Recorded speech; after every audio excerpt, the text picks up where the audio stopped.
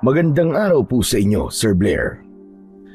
Isa pong malaking karangalan para sa akin kung sakaling mapipili niyo po ang aking kwento para ibahagi sa inyong channel. Dahil isa po ako sa napakarami niyo pong tagahanga. Sa kwentong ito ay napatunayan ko na darating talaga sa buhay natin na babagsak tayo dahil sa tindi ng mga problemang kailangan nating harapin. Dito ko rin po natutunan na ang mundo ay hindi titigil dahil lang meron tayong pinagdadaanan. Kailangan nating maging matatag at bumangon dahil kung hindi ay tayo rin ang talo. Itago niyo na lamang po ako sa pangalang Sanya. At ito po ang aking kwento. Lumaki ako sa isang maliit at liblib na baryo na hindi ko na lang po babanggitin kung saan. Noon ay may isang aswang na kinakatakutan sa aming lugar. Nagsimula ang pamiminsala ng aswang na yon ilang buwan matapos kong ipanganak ang aking unang anak. Lumipas ang ilang taon ay patuloy pa rin ang pagsalakay ng aswang na yon. Kaya naman nabuhay kaming lahat sa takot, lalo na sa kagaya ko na walang kakayahan na umalis sa lugar na yon. Nagtatrabaho ako noon bilang kasambahay sa isang may kayang pamilya sa bayan. Pero uwian po ako araw-araw habang ang mister kong si Henry ay nagtatanim ng kung ano-anong gulay sa likod ng aming bahay at ibinibenta niya yon. Dahil sa trabaho ko, sila ng aking anak na 5 taon pa lang ang palaging magkasama. Plano na sana namin noon ni Henry na umalis sa aming baryo dahil nga sa pagsalakay ng aswang. Gusto na naming makipagsapalaran sa Maynila. Ayaw kasi naming lumaki ang anak namin sa isang lugar na hindi siya ligtas. Ngunit sa kasamang palad, bago pa mangyari ang plano naming pag-alis, ay isang trahedya ang nangyari na talagang nagpabago sa aking buhay. Sa araw na yon ay hindi ako nakauwi sa bahay namin. Nakiusap kasi ang amo ko na manatili ako sa bahay nila sa gabing yon dahil may pupuntahan siya. Wala kasing magbabantay sa mga anak niya. Kaya naman, pumayag na lang ako. Kinabukasan na ako nakauwi sa bahay namin. Pero malayo pa ako sa bahay ay napansin ko na maraming tao sa labas. Kinabahan na kagad ako. Sinalubong ako ng kaibigan kong si Betty na isang bakla na may-ari ng nag-iisang salon sa aming baryo. Betty, ano nangyayari? Bakit ang daming tao sa labas ng bahay namin? Sanya, huwag ka sanang mabibigla, ha? Ang ibig ko sabihin nakakabigla ang sasabihin ko, pero lakasan mo ang loob mo, Sanya, ha? Be strong. May nangyari kasi kagabi. Ano ba, Betty? Ang dami yung pampaligoy-ligoy Sabihin mo na lang kasi kung ano nangyayari. Lalo mo lang akong pinapakabi. Eto naman, high blood ka agad. Ganito kasi yan, Sanya. Kagabi, umatake na naman yung aswang at pinasok niya ang bahay niyo. Si Henry, ang anak namin, nasan sila? Kumusta sila? Yun na nga, Sanya. Diyos ko, wala na sila. Hindi sila nakaligtas dun sa aswang. Sorry, Sanya, pero patay na silang dalawa. Sorry, friend. Tinabig ko si Betty at muntik na siyang matumba. Tumakbo ako papunta sa bahay namin. Ayaw lumabas ng luha ko dahil ayokong paniwalaan ang sinabi ni Betty. Hinawi ko ang mga tao, pero bago pa ako makapasok sa bahay ay pinigilan na ako ng mga pulis. Bitiwan niyo ako! Bitiwan niyo ako, ano ba? Asawa at anak ko ang nakatira dyan! Tumigil ang mundo ko nang ilabas mula sa loob ng bahay namin ang 2 katawan na nakalagay sa stretcher. Nagwala ako ng gusto at nang nabitiwan ako ng mga pulis ay nilapitan ko ang 2 stretcher at hinila ko ang puting kumot na nakatakip sa mga bangkay. Malakas akong pumalahaw ng iyak nang makumpirma ko na ang mag-ama ko nga ang mga bangkay. Halos hindi ko na sila makilala sa dami ng sugat nila na halatang dahil nga sa kalmot at kagat. Lumapit si Betty sa akin at niyakap ako ng mahigpit. Anak ko! Henry! Bakit niyo ako iniwan?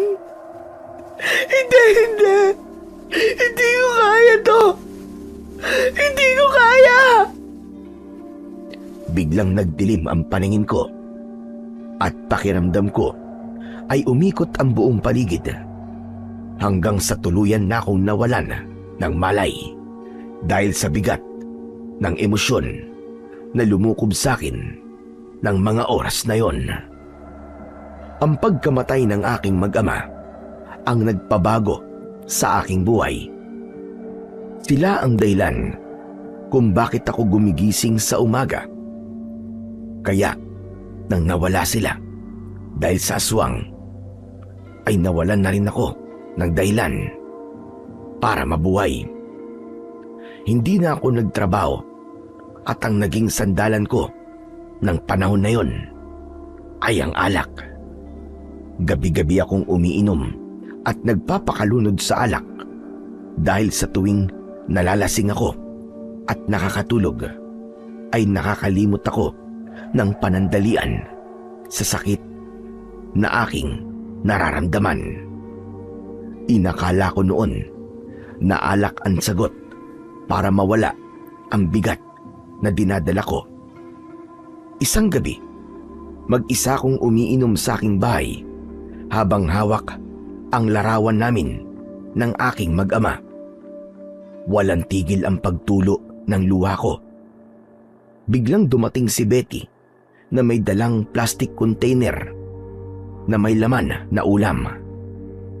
Umiinom ka na naman, friend. Grabe ka, ha? Parang gabi-gabi na yata yan, ah. O heto, dinalhan kita ng kaldereta para may ulam ka. Baka kasi inuuna mo pa yung kakaalak mo kaysa sa pagkain mo. Akin na nga yan. Mas magandang may pulutan. Hoy, Sanya, ano ka ba? Pambihira ka naman. Parang hindi na ikaw yan, friend. Dati ayaw na ayaw mo sa alak, di ba? Ngayon, kulang na lang. Pangmumug mo yung isang bote ng gin. Nakakaloka ka. Alam mo, Betty, maiintindihan mo rin ako kung bakit ko ginagawa to kapag nawalan ka ng mahal sa buhay. Tapos yung pagkawala nila ay biglaan at namatay sila sa hindi makataong paraan. Sige na nga, hindi na kita pipigilan sa paglalasing mo. Pero sana ay mag-stop ka na rin sa ginagawa mong yan. Hindi pwedeng forever kang ganyan, aba. May dahilan kung bakit alive and kicking ka pa rin hanggang ngayon. Kailangan mong lumaban sa life, friend. Paano pa ako lalaban sa buhay? Kung wala na yung dahilan para mabuhay ako, sige nga. Sana pala umuwi ako ng gabing yon. Dahil baka ibang nangyari. Kung ganun na ginawa ko, baka hindi inatake ng aswang ang mag-ama ko, Betty. O hindi kaya ay magkakasama kaming namatay. Mas okay sana na ganun na lang ang nangyari. Para magkakasama na kami sa kabilang buhay. Hindi yung ganito na iniwan nila akong mag-isa, Betty. Sobrang sakit, alam mo yon. Hindi ko na alam kung paano pa ako babangon. Friend, alam ko na sobrang sakit talaga ng nararamdaman mo. Pero nandito lang ako, ha? BFF tayo. At kapag kailangan mo ng kausap, available ako 24/7. Hindi ko kailangan ng kausap, Betty. Ang gusto ko, mabuhay ulit ang asawa at anak ko. Nako, himala naman yung gusto mo mangyari, friend eh. Hindi ko kayang ibigay yun sa'yo. Ay nako, pahingi nga ako ng alak at parang mas okay na damayan kita sa paglalasing mo. Tumayo si Betty para kumuha ng baso sa kusina. Nang bumalik siya sa tabi ko, ay nagsalin siya ng alak sa baso at tinungga niya yon. Ano ba yan? Ang pangit naman ng lasa nito. Parang may blade sa lalamunan. Paano mo natitiis na inumin to, friend? Hindi ko na naiisip ang lasa ng alak. Ang tanging nasa utak ko kapag iniinom ko yan ay malalasing ako. At kapag nalasing ako, mabilis akong makakatulog. Kapag tulog na ako, makakalimutan ko na ang sakit na nararamdaman ko. Kapag hindi kasi ako uminom ng alak, ay patuloy kong iniisip na mag-isa na lang ako sa buhay at wala na ang asawa at anak ko. Betty, tanong lang, bakit ang mag-ama ko? Bakit ang mag-ama ko pa ang namatay ng gabing yun? Bakit, friend? Gusto mo bang ako na lang sana? Ang ibig kong sabihin, Betty, hindi naman kami masamang tao, di ba? Napakabait ng asawa ko. Yung anak ko naman napakabata pa niya. Ang dami pang pwede mangyari sa buhay niya. Bakit tinayaan ng Panginoong Diyos na mangyari to? Friend, lahat ng nangyayari sa life natin may dahilan. Hindi hahayaan ng Panginoong Diyos na mangyari ang isang bagay nang wala lang. Talaga? Ano namang dahilan ng pagkamatay ng mag-ama ko sa kamay ng isang aswang? Gusto ba niyang maging miserable ang buhay ko? Yung ba ang dahilan niya? Hindi, friend. Sa totoo lang, syempre, no? Hindi ko rin alam ang dahilan ng Diyos kung bakit yan nangyari. Pero magtiwala ka lang sa Kanya, friend. Darating ang panahon na malalaman mo kung bakit kailangan mawala na mag-ama mo. Kahit kailan, ay hindi ko maiintindihan ang dahilan niya, Betty. Hindi ko makikita ang maganda sa pagkuha niya sa buhay ng asawa at anak ko. Akala ko ba ay mapagmahal ang Diyos natin? Bakit niya hinayaan na mangyari ang ganung bagay sa mag-ama ko, Betty? Bakit? Tumungga ako sa bote ng gin at sa kabila ng mapait nung lasa ay inubos ko yun sa isang tunggaan lamang. Wala pa ring tigil ang pag-agos ng aking luha. Kung hindi nga lang malaking kasalanan ang magpatiwakal, ay ginawa ko na yun. Pero ganun pa man, kahit konti, ay gusto ko pa ring mabuhay. Alam ko kasi na kung kukunin ko ang sarili kong buhay, ay hindi yun magugustuhan ng asawa at anak ko. Sa mga lumipas na araw, ay mas lalo kong nalulung sa pag-inom ng alak. Tuluyan nang nawalan ng direksyon ang buhay ko. Wala na akong ginawa kundi ang uminom at matulog. Kahit anong sabihin at ipayo sa akin ni Betty, ay hindi yun tinatanggap ng utak ko.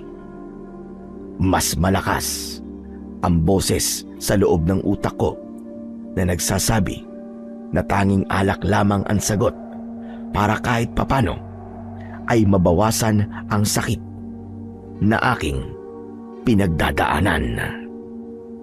Wala nang nagawa pa si Betty para pigilan ako sa pag-inom. Tila natakot na rin kasi siya sa akin nang isang beses na sinabihan niya ako na tumigil na ako sa pag-inom ng alak. Tapos sinigawan ko siya at pinagmumumura. Ngunit hindi pa pala sa pagkamatay ng aking mag-ama matatapos ang dagok sa buhay ko. Dahil isang gabi ay aksidente kong nasunog ang bahay ko. Habang nag-iinom kasi ako, ay natabig ko ang gasera at yun ang pinagmulan ng sunog.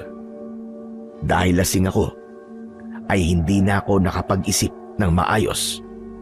Ang tanging nagawa ko na lang ay ang lumabas at umiyak habang pinapanood ang pagtupok ng apoy sa bahay kung saan naroon ang lahat ng alaala ng aking asawa at anak. Mabuti na lang at kaibigan ko si Betty. Hindi ko na kinailangan na magsabi sa kanya dahil siya mismo ang nagsabi na sa bahay niya muna ako tumuloy. Oh friend, pasensya ka na muna rito sa house ko ha. Hindi to malaki. Nakakahiya. Saka, carry lang ba na magkasama tayo sa iisang kwarto? Ayos lang Betty. Ako nga dapat mahiya sa iyo eh. Kasi napakalaking abala nitong ginawa ko sa iyo. Ano ka ba friend? Okay lang. Kaya nga, that's what friends are for. Ay, hindi pala. Paano nga ba yun? That's what friends are too. Ay, di ba? Kasi dalawa lang tayo magkaibigan, kaya hindi for. Pero friend, baka magalit ka na naman ha? Payo ko lang. Tigilan mo na muna ang pag-inom-inom mo, please. Hindi na nakakabuti sa iyo, friend eh. Tignan mo ang nangyari. Munti ka pang matusta sa loob ng bahay mo. Betty, sagutin mo nga ako. Masama ba akong tao? Hindi friend ah. Remember, nakapagbukas ako ng salon kasi pinautang mo ko ng pandagdag sa puhunan ko. Bakit mo naman yan naitanong, friend? Akala ko ba masasamang tao lang ang pinaparusahan ng Diyos? Bakit niya ito ginagawa sa akin? Ano bang napakalaking kasalanan na nagawa ko? Sabihin mo nga, para naman alam ko kung bakit ako pinapahirapan ng ganito. Ay nako, ayan ka na naman friend. Alam mo, hindi ko na alam kung anong sasabihin ko sa nangyayari sa life mo. Pero remember, na nandito ko always for you, okay? Halika, hug na nga lang kita. Hinayaan kong yakapin ako ni Betty ng maigpit. Pero wala nang epekto yon para gumaan ang pakiramdam ko. Inisip ko ng sandaling yon na galit sa akin ng Panginoong Diyos. Kaya sunod-sunod ang mga hindi magagandang nangyayari sa buhay ko. Pakiramdam ko ay napaka makasalanan kong tao para maranasan ko ang ganong pagpapahirap. Pinagtrabaho ko ni Betty sa kanyang salon. Ako ang nagwawalis sa tuwing may natatapos siyang gupitan. Sinasahuran niya ako pero sa alak lang napupunta ang kinikita ko. Hindi pwedeng matatapos ang 1 linggo na hindi ako iinom at magpapakalasing. Naging pabigat ako sa kaibigan ko. Alam ko na hirap na si Betty sa akin. Pero ng mga panahong yun ay hindi ko yun napapansin. Hanggang isang araw ay lumapit ako kay Betty para kunin ang aking sahod. Pero hindi ko nagustuhan ang naging pag-uusap naming dalawa. Friend, sorry ha. Pero naisip ko kasi na ako na nga hawak ng sahod mo. Alam ko kasi na sa alak mo lang to gagastusin eh. Bilang friend mo ako, gusto ko na tumigil ka na sa pag-inom ng alak. Hanep pa. Nagbibiro ka lang, di ba? Sabihin mo nagbibiro ka lang. Hindi friend, seryoso ako. Nakita mo ba akong tumatawa para masabi mo nagbibiro, Akes? Saka, gusto ko rin sanang ipunin ang sahod mo para makabili tayo ng materyales sa pagpapatayo ulit ng bahay mo. Yung kahit maliit lang muna. Tapos habang patagal ng patagal, ay papabonggahin natin hanggang sa maging mansyon na, o di ba? Ayaw mo ba nun? Yan ang gusto mo. Pero tinanong mo ba ang gusto ko? Baka nakakalimutan mo. Pero Kuya Betty, pinagtrabahuan ko yan sa'yo. Kaya karapatan kong gastusin yan sa paraang gusto ko. Pero, hindi kasi maganda na palagi ka nag-iinom, friend. Baka magkasakit ka na niyan. Sige ka, baka bukas mamaya bumigay na yung atay mo. Hindi mo ako naiintindihan eh.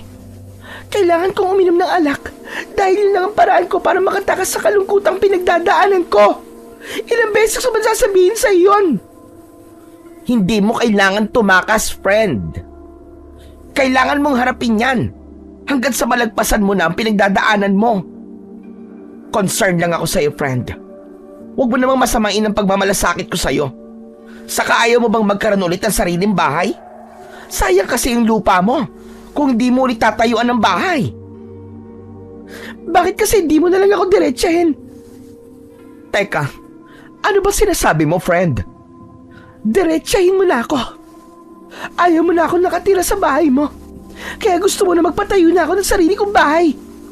Sanya, ano ka ba? Hindi totoo yan. Huwag ka mag-alala. Dahil aalis na ako ngayon dito sa bahay mo. Sa bagay, pabigat lang naman ako sa inyo eh. Sanya, tumahimik ka ha? Hindi ganyan ang intensyon ko ha? Maraming salamat na lang, Betty.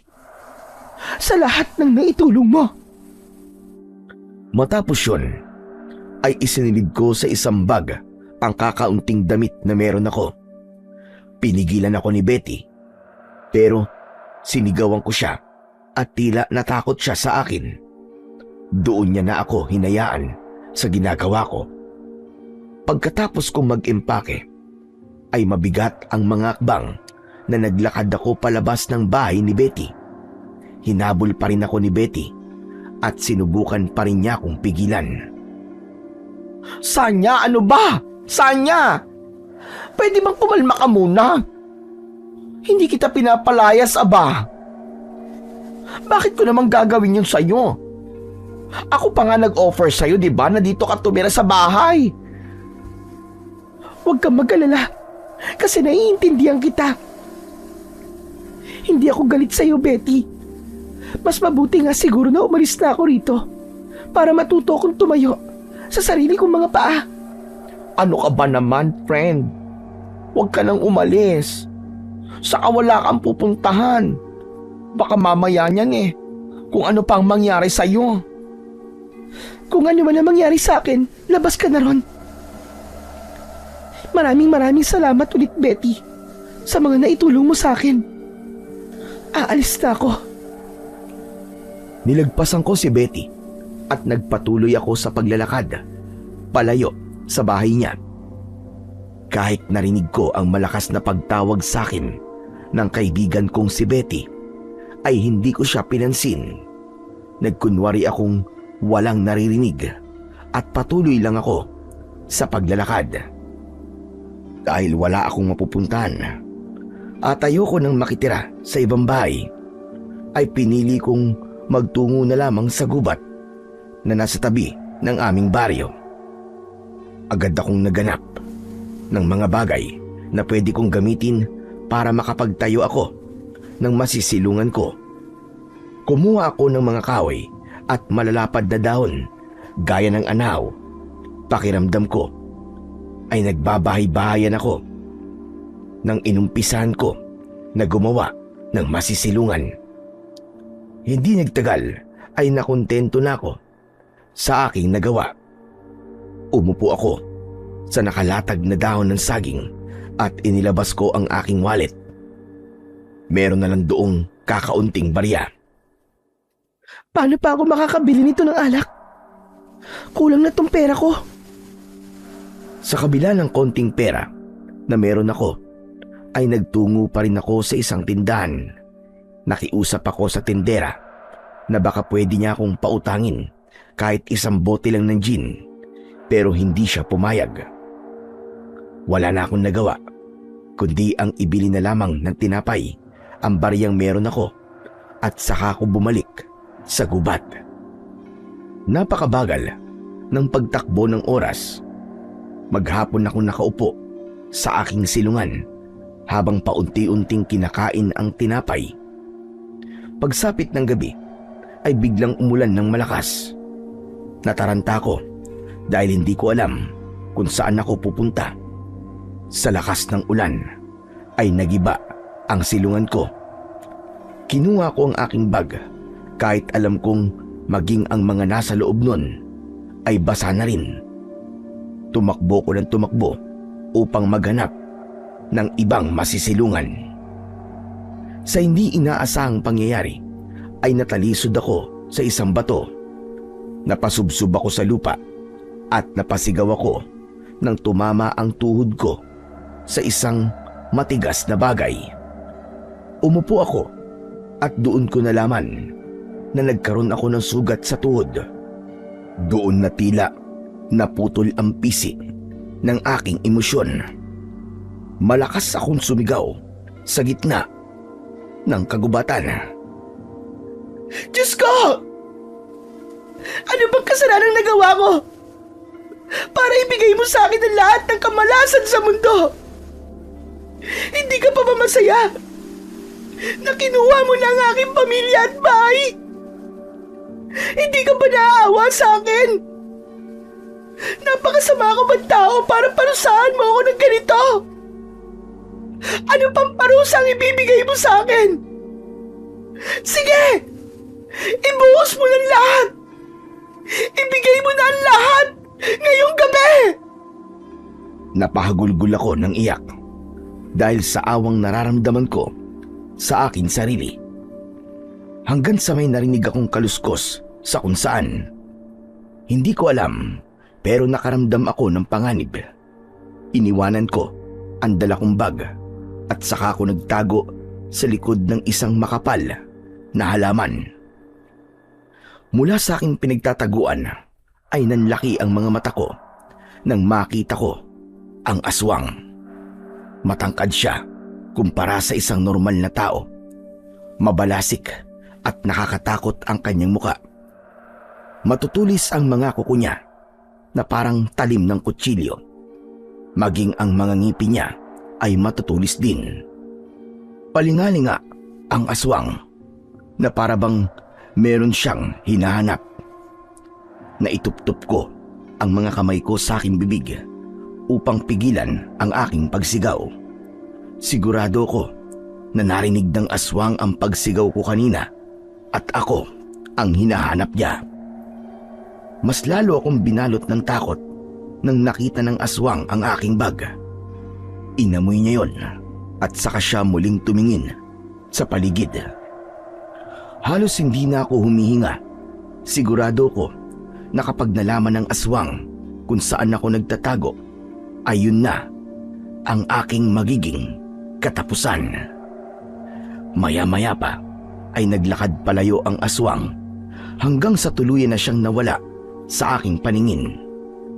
Pinalipas ko muna ang ilang minuto bago ako nagdesisyon na lumabas sa aking pinagtataguan. Ngunit hindi pa man ako nakakalayo nang may marinig akong mabibigat at mabilis na yabag sa aking likuran. Paglingon ko, napasigaw ako dahil pasugod sa akin ng aswang. Nanlilisik ang mga mata niya at halatang gutom na gutom. Mabilis akong tumakbo para tumakas, pero hindi pa man ako nakakalayo nang muli akong nadapa. Pagharap ko ay papalapit na ang aswang sa akin. Doon ko na tuluyang tinanggap na yun na ang aking katapusan. Sige, patayin mo na rin ako. Kaya ng pagpatay mo sa asawa at anak ko. Mas mabuti pa nga yatang patayin mo na ako ngayon.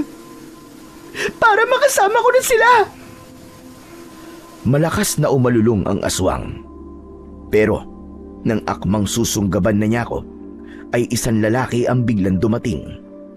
Napakabilis ng galaw niya at nagawa niyang tagain sa braso ang aswang gamit ang kanyang matalas na itak. Ako ang harapin mo! Tayo magtuos!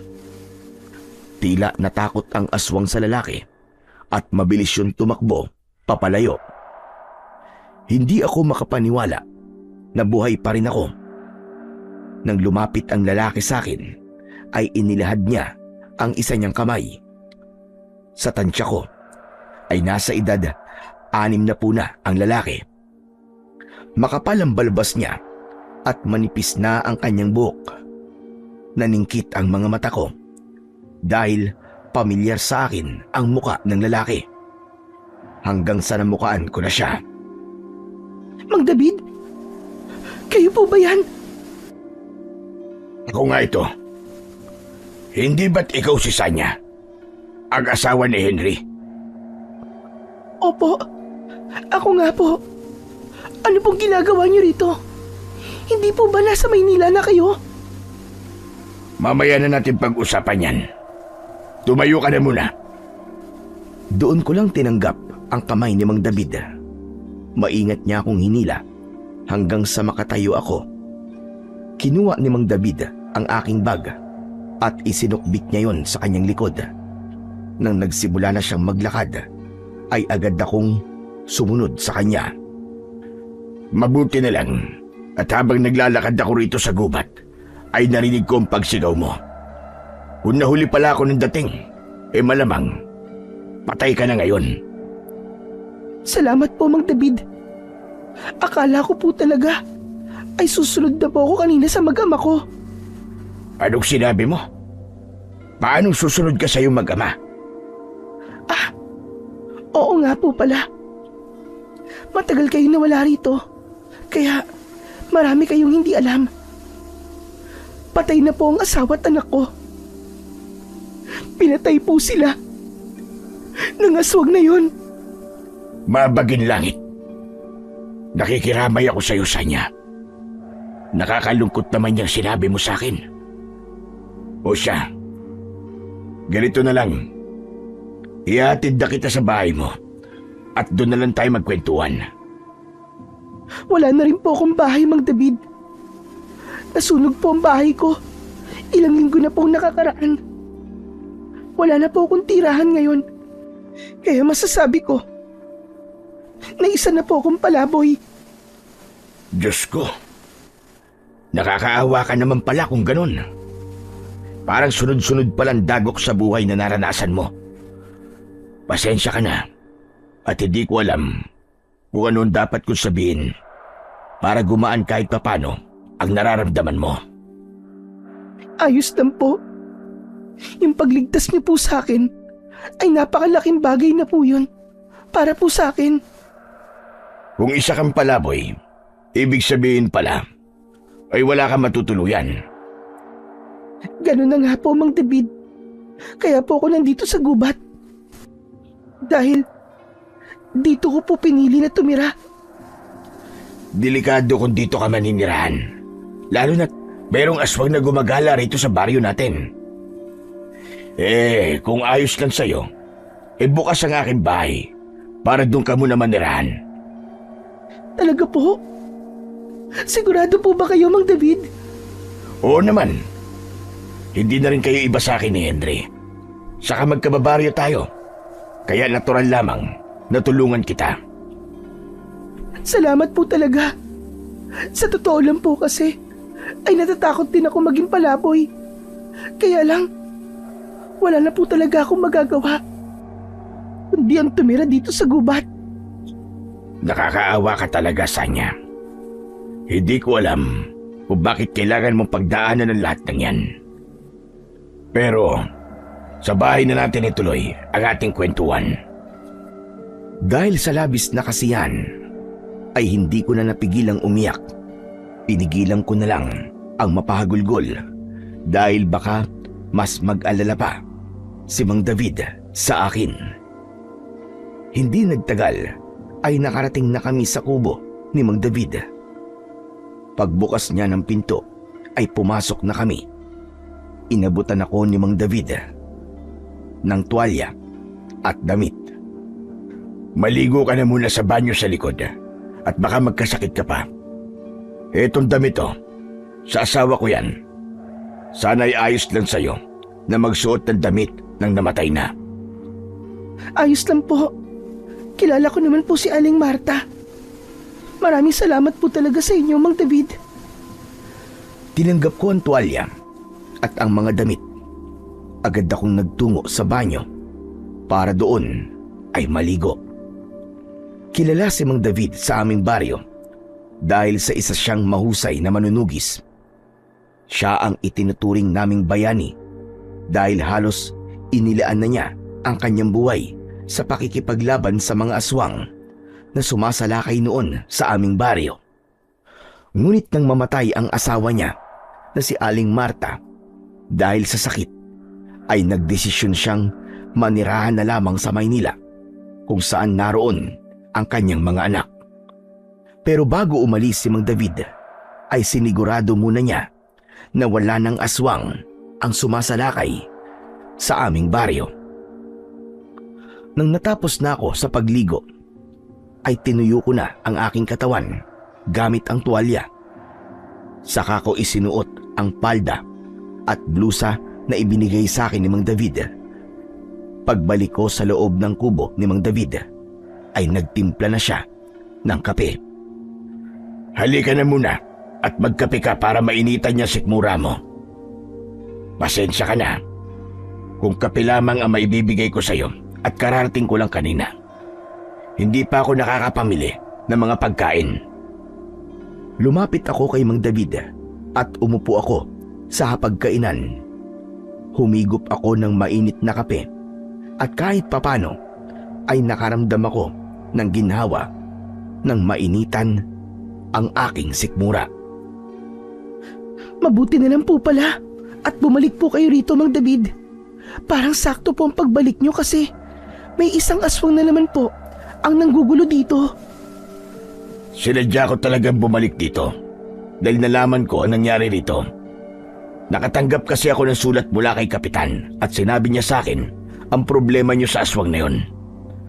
Kahit wala pa akong pahinga mula sa napakahabang biyahe, ay agad ako nagronda. Mabuti na nga lang at ginawa ko yun dahil nagawa pa kitang iligtas. Mukhang hindi na po pala kaya ni na Kapitan at ng mga tanod na tugisin yung aswang. Kasi humingi na po si Kapitan ng tulong sa inyo. Sinabi mo pa. Ang totoo niyan, nang umalis ako rito noon, ay nangako ko na hindi na ako muling makikipaglaban pa sa mga aswang. Ang gusto ko na lang ay mabuhay ng normal at mapayapa kasama ang aking mga anak. Pero hindi ko kayang tiisin ang baryo natin. Malaking bahagi pa rin ng puso ko ang nandito. Mabuti po at pumayag po ang mga anak nyo na bumalik po kayo rito at makipaglaban sa mga aswang. Pinigilan nila ako. Ayaw na nila ako makipaglaban pa sa mga aswang dahil matanda na raw ako. Pero naging mapilit ako at sinabi ko sa kanila na kung hindi nila ako papayagan sa gusto ko, ay gagawa ko ng paraan para makabalik dito kahit paan tumakas ako. Ayun, wala na silang nagawa kundi ang payagan ako na bumalik dito. Pero naiintindihan ko naman sila. Alam ko nag-aalala lang sila sa akin, lalo na't hindi na ako kasing lakas kagaya nung araw. Malaking bagay na po sa aming nandito po kayo ngayon. Lalo na po sa palagay ko ay hindi talaga kaya ni na Kapitan at ng mga tanod niya na patayin po yung aswang. Ay nako, kung napaaga-aga lang sana ang pagdating ko, di sana napigilan ko ang pagkabatay ng iyong mag-ama. Pakiramdam ko tuloy ay kasalanan ko ang pagkawala nila. Wala po kayong kasalanan sa nangyari, Mang David. Kung meron man pong dapat sisihin, ay walang iba, kundi yung aswang na pumatay sa kanila. Hindi ko lang talaga kayang iwasan. Nasisihin ang sarili ko. Nasanay kasi ako na palagi ko kayong pinoprotektan. Pero, pwede ba natin silang pag-usapan, Sanya? Nalulungkot kasi talaga ako sa pagkawala nila. Alam mo naman na malapit sa akin si Henry, lalo na't bago ako umalis, ay sasanayin ko sana siya para maging manunugis na kagaya ko. Huminga muna ako ng malalim bago ko detalyadong ikinuwento kay Mang David ang nangyari sa aking asawa at anak. Habang nagsasalita ako, ay hindi ko napigilan ang maluwa dahil mas tumindi ang sakit na aking nararamdaman. Simula kasi nang mamatay ang aking mag-ama, ay yun ang unang beses na ikinuwento ko ang bagay na yun sa ibang tao. Nang matapos na ako sa pagkikwento, ay tigam na sa luha ang aking muka. Pasensya ka na kung ipinakwento ko pa sa'yo ang nangyari kina Henry. Gusto ko kasi talaga malaman na nangyari sa kanila. Pero matanong ko lang, hindi ba nasunugan ka at nawalan ka ng bahay? Wala man lang bang tumulong sa'yo kahit isa sa mga tao rito? Yung kahit patuluyin ka man lang sa bahay nila ng pansamantala? Tinulungan naman po ako ng kaibigan ko pong si Betty. Sigurado po ako, nakilala niyo po siya. Oo naman, hindi ko pwede makalimutan si Betty. Siya yung bakla na palaging gumugupit sa buhok ko. Pero kung tinulungan ka niya, ano nangyari? Bakit ka naging palaboy? Mas pinili ko po kasi na umalis na lamang sa bahay ni Betty. Pero ako naman po may kasalanan eh. Kasi minasama ko po ang pagmamalasakit ni Betty sa akin. Masyado po akong nagpadala sa emosyon ko. At sa kabila ng mga naitulong niya sa akin, ay pinag-isipan ko pa po siya ng masama. Hindi kita masisisi kung bakit mo yun nagawa. Kapag nawalan ka ng mahal sa buhay, ay mag-iiba ang pagtingin mo sa mundo. Minsan na rin ako napuno noon ng galit nang mamatay ang asawa ko. Siguro naman ay napansin mo noon na parang nagalit ako sa lahat. Pero ito lang ang maipapayo ko sa iyo, Sanya. Damhin mo lang ang lahat ng emosyon na nararamdaman mo sa ngayon. Galit man yan o lungkot. Basta damhin mo lang. Ilabas mo sa paraan na hindi ka nakakapanakit ng iyong kapwa. Hanggat kinikimkim mo kasi yan, ay mas lalo kang matatagalan bago ka makausad. Isa pa, Sanya, huwag mo rin kakalimutan na palaging magdasal sa ating Panginoon. Magtiwala ka lang sa kung ano ang plano niya sa buhay mo. Matagal na po akong tumigil sa pagdadasal sa Diyos. Pakiramdam ko po kasi ay pinaparusahan niya ako. Iniisip ko na lang po na meron po akong nagawang napakalaking kasalanan para maranasan ko ang ganitong sunod-sunod na kamalasan. Yan ang hindi dapat mawala sa iyo, Sanya. Ang iyong pananampalataya. Pero hindi kita pipilitin na muling maniwala sa ating Panginoong Diyos. Ang gusto ko ay kusa mong maramdamang muli ang kanyang pagmamahal. O siya, masyado ng malalim ang gabi. Mas makabubuti kung matulog na tayo. Kung inaanto ka na, ay doon ka na lang matulog sa kwarto ko. Naku, kahit dyan na lang po ako sa sala. Nakakahiya po kung kayo pa po ang matutulog sa sala. Eh kayo po ang nakatira talaga rito. Ayos lang ako. Pero tama ka. Ako nga nakatira sa bahay na ito. Pero bisita kita. At hindi ako nagpapatulog ng bisita sa sala. Kaya ikaw na ang gumamit ng kwarto habang nandito ka. Hindi ko na tinutulan ang sinabi ni Mang David. Nakahinga na ako ng maluwag dahil alam ko na meron na akong bahay na masisilungan at hindi ko na kailangang magtiis na tumira sa gubat. Kinabukasan ay mabilis na kumalat sa baryo namin ang pagbabalik ni Mang David. Hindi na ako nagulat nang matuwaan lahat sa napakagandang balita na yon. Alam ko na alam na ng mga tao kung bakit nagbalik si Mang David, at yun ay para ang labanan at tuluyan ng patayin ang aswang na ilang taon nang nagdudulot ng takot sa aming lahat. Para hindi ako maging pabigat kay Mang David, ay naglinis ako ng bahay niya. Sinimulan kong linisin ang loob ng bahay ni Mang David dahil napansin kong puno na roon ng alikabok. Matagal kasing walang nakatira doon. Nang matapos na ako, ay saka naman ako nagwalis sa labas. At habang nagwawalis ako, ay dumating naman si Betty. Lumapit siya sa akin at kapansin-pansin ang lungkot sa mga mata niya. Totoo nga palang nakarating na balita sa akin. Dito ka na nakatira kay Mang David, friend. Iniligtas niya kasi ako kagabi. Nang malaman niya na wala akong matitirahan, ay sinabi niya na dito muna ako sa bahay niya. Iniligtas? Aba, saan kanya iniligtas?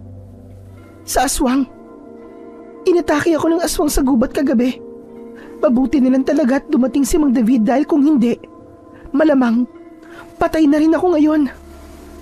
Yan na nga ba kasi ang sinasabi ko eh. Mabuti na lang talaga at nandito si Mang David. Ikaw naman kasi hindi naman kita pinapalaya sa house ko, friend. Hindi true lalo na kaya ako gusto makapagtayo ka ulit ng bahay mo ay dahil sa ayoko nang kasama ka. Siyempre, as a friend, gusto ko na makapagsimula ka ulit, di ba?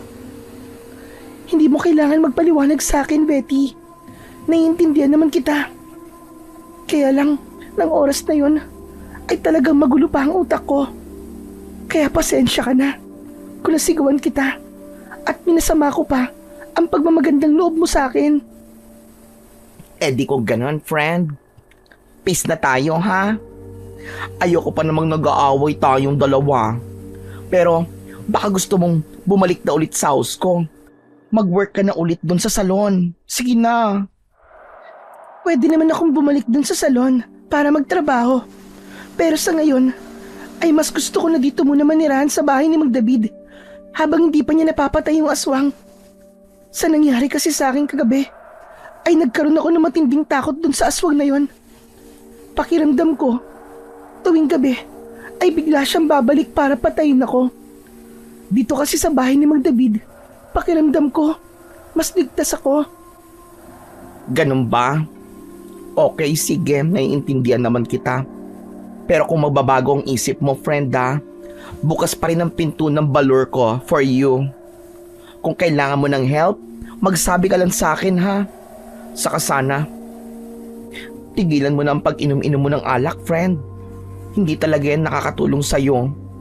Huwag mo sana masamain tong sinasabi ko kasi baka mamaya galit ka na naman sa akin. Tanging ngiti ang naisagot ko sa huling sinabi ni Betty. Ayoko kasing mangako sa kanya na hindi na ako iinom ng alak at maglalasing. Hindi pa kasi ako sigurado kung kaya ko na bang tigilan ang pag-inom ng alak. Lalo na't nang panahong yon ay naniniwala pa rin ako na alak ang sagot para magawa kong takasan ang lungkot na aking pinagdadaanan. Tanghali na nang dumating si Mang David. Galing siya sa bayan at doon siya namili ng ilang gamit at pagkain. Labis siyang natuwa nang mapansin niyang malinis at maayos ang bahay niya. Nagpresenta na rin ako na ako na ang magluluto para makapagpahinga siya kahit papano. Habang hinuhugasan ko ang bigas, ay isa-isa nang inilabas ni Mang David ang laman ng bayong. Nagningning ang mga mata ko nang nakita ko ang dalawang malaking bote ng lambanog. Ipinatong niya yon sa lamesa. Napalunok ako habang nakatingin sa mga bote ng lambanog. Bigla kong natakam sa alak at parang gusto ko na yung tunggain ng sandaling yon. Titig na titig ka sa mga lambanog ah. Bakit? Nag-iinom ka na rin ba ngayon? Pakonti-konti lang po. Binili ko mga yan kasi minsan ay hindi kagad ako nakakatulog sa gabi. Sigurado, mga 3 hanggang 5 tagay ay ayos na ako. Hindi naman masamang mag-inom. Basta wag lang sobra-sobra at alam mo ang limitasyon mo. Lahat kasi ng sobra ay nakakasama. Tama naman po kayo, Mang David. Pinigilan ko ang sarili ko na inumin sa harapan ni Mang David ang lambanog. Tumalikod na ako at itinuloy ko na ang paghuhugas ng bigas. Maya-maya pa ay isinalang ko na yon sa apoy. Habang binabantayan kong kumulo ang sinaing, ay nakita ko na inilagay ni Mang David ang 2 bote ng lambanog sa lumang kabinet sa kusina. Hindi ko maalis sa isip ko ang kagustuhan kong tikman kung masarap ba ang alak ngayon. Matapos kong magsaing ay nagprito naman ako ng galunggong. Gumawa na rin ako ng sawsawan na toyo na may kalamansi at sariwang kamatis. Naging magana ang pagkain ko dahil paborito ko ang ulam namin ni Mang David. Oo nga pala, Sanya. Salamat sa paglilinis mo dito sa bahay ko.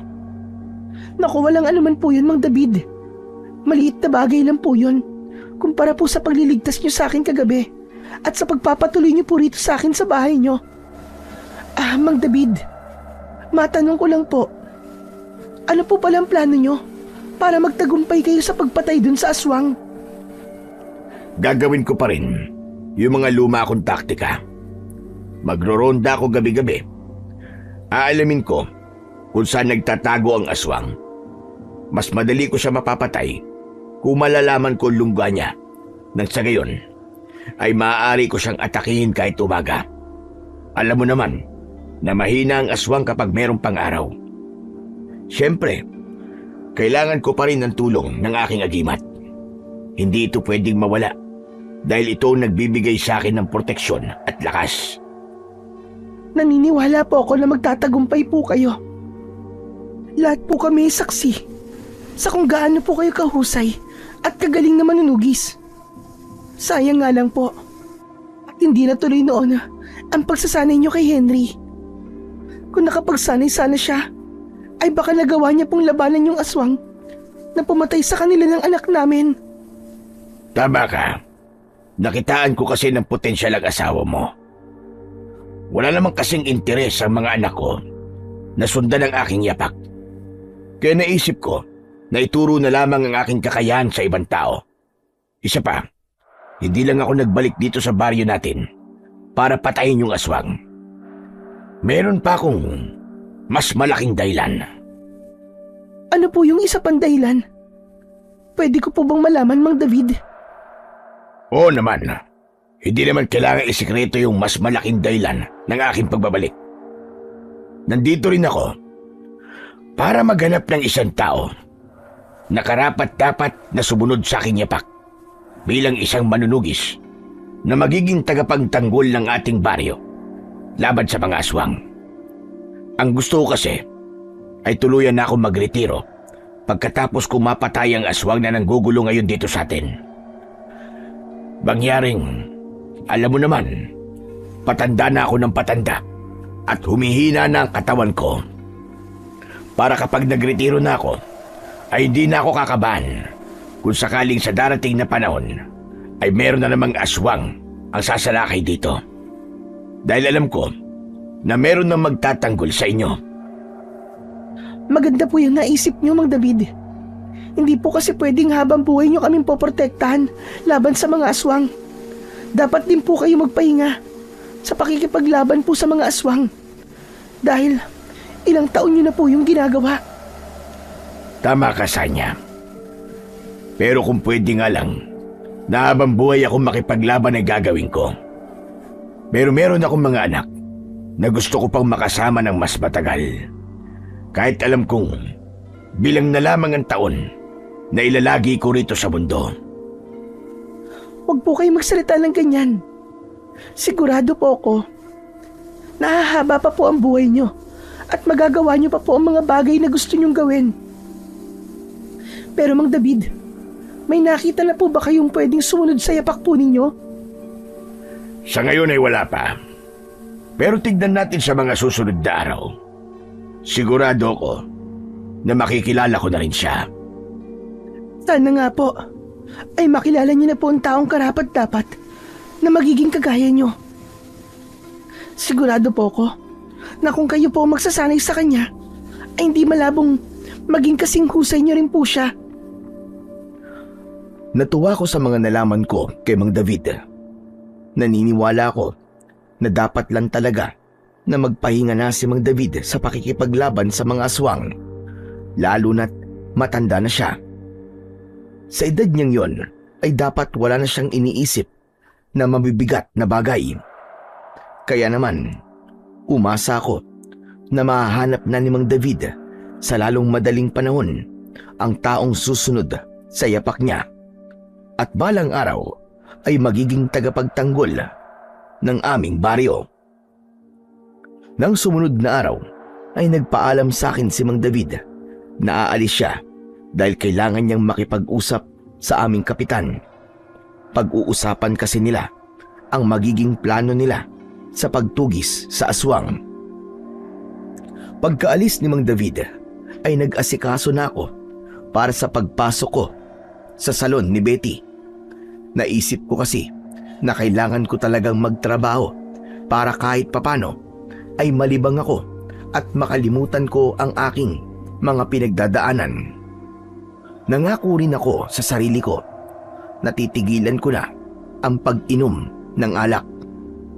Binilisan ko ang pagligo dahil 8:00 na ng umaga at ganung oras kung magbukas si Betty ng kanyang salon.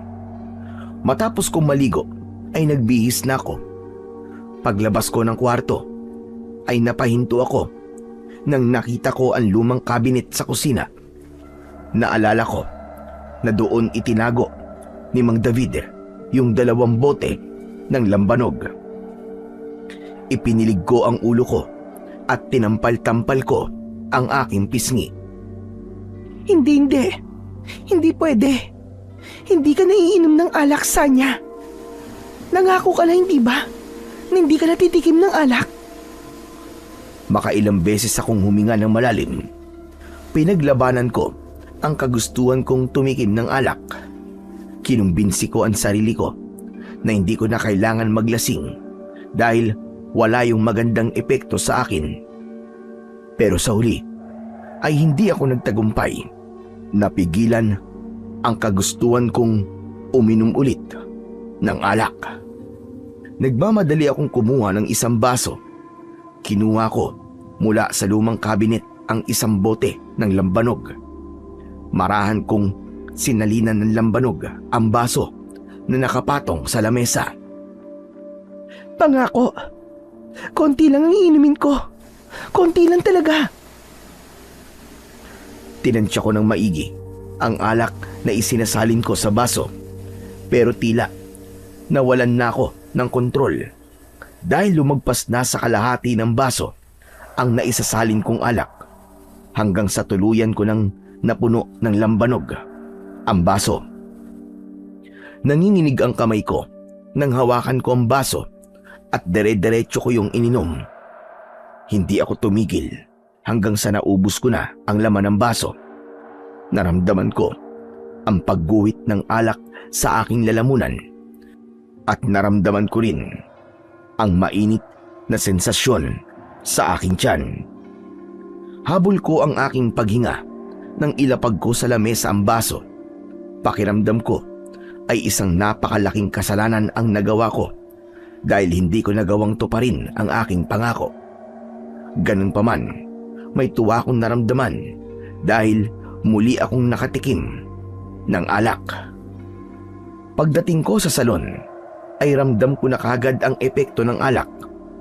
Hindi muna ako pinansin ni Betty dahil meron siyang ginugupitan. Naupo muna ako sa isang tabi at nang natapos na si Betty sa kanyang ginugupitan, ay kinuha ko na ang walis tambok at daspan.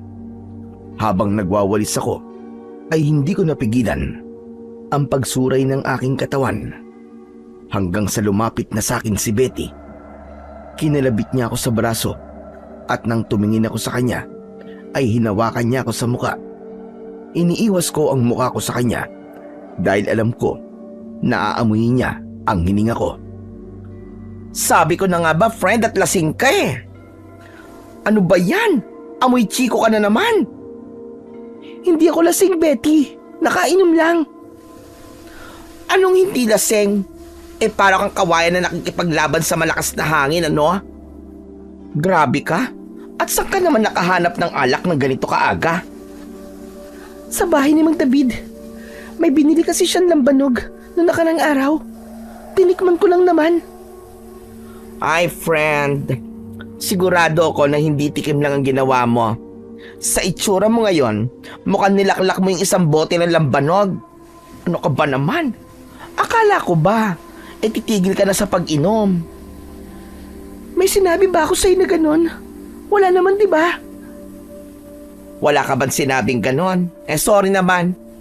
Pero kahit na, may sinabi ka man o wala, dapat ka nang mag-stop sa paglalasing mo. Nung una, naintindihan pa kita. Pero ngayon, hindi na. Pabayaan mo na lang kasi ako, Betty. Alam mo naman na alak lang ang nagpapasaya sa akin eh. Ay nako, yan na nga ba ang sinasabi sa hula ng matatanda? Naging adik ka na sa alak. Baka mahirapan ka nang itigil yan, friend. Pwede ba, Betty? Mamaya mo na lang ako sermonan. Hindi ako matapos sa pagwawalis ko eh. Baka mamaya may dumating ng customer, tapos marami pa dito sa salon. Iniwas ko ang tingin ko kay Betty at itinuloy ko na ang pagwawalis para hindi niya na ako mapagsabihan sa pag-inom-inom ko. Hindi ko naiwasang isipin kung tama ba na nagpadala ko sa tukso, gayong nangako ko sa sarili ko na hindi na ako titikim ng alak kahit kailan.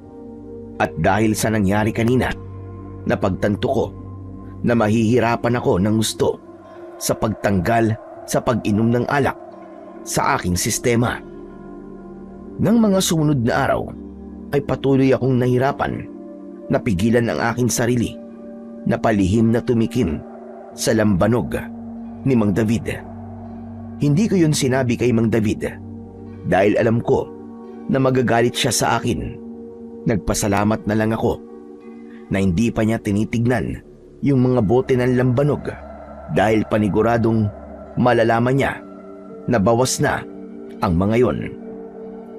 Gabi-gabi namang umaalis si Mang David upang magronda sa aming baryo. Hindi ko siya nakitaan ng pagrereklamo o pagkapagod dahil sa palagay ko ay desidido na talaga siyang mawala ang aswang na ilang taon nang nagdudulot ng takot sa aming lahat.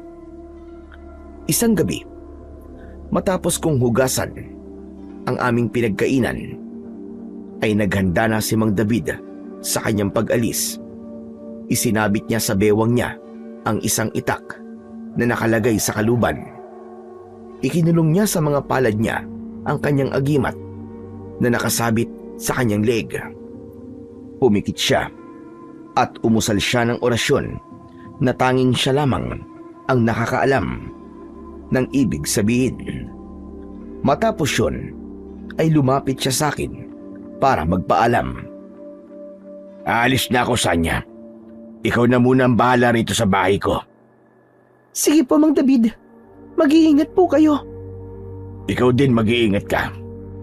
Isarado mo mabuti ang pinto at mga bintana pag alis ko. Nang umalis na si Mang David, ay isinarado ko na ang pinto. Pero hindi ko yun ikinandado mula sa loob dahil lalabas pa ako. Nakasanayan ko kasi na maligo bago ako matulog. Kumuha ako ng tuwalya sa kwarto at paglabas ko ron ay napatingin ako sa lumang kabinet. Walang pagdadalawang isip na lumapit ako ron. Kinuha ko mula sa kabinet ang isang bote ng lambanog. Hindi na ako nag-abalang kumuha ng baso at diretso ko nang tinungga ang alak mula sa bote.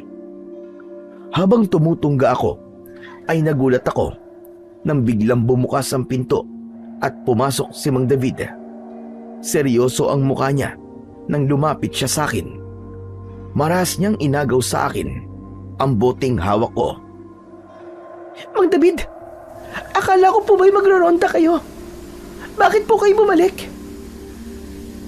Tama nga pala talaga ang sinabi sa akin ni Betty. Lulong ka na sa alak ngayon.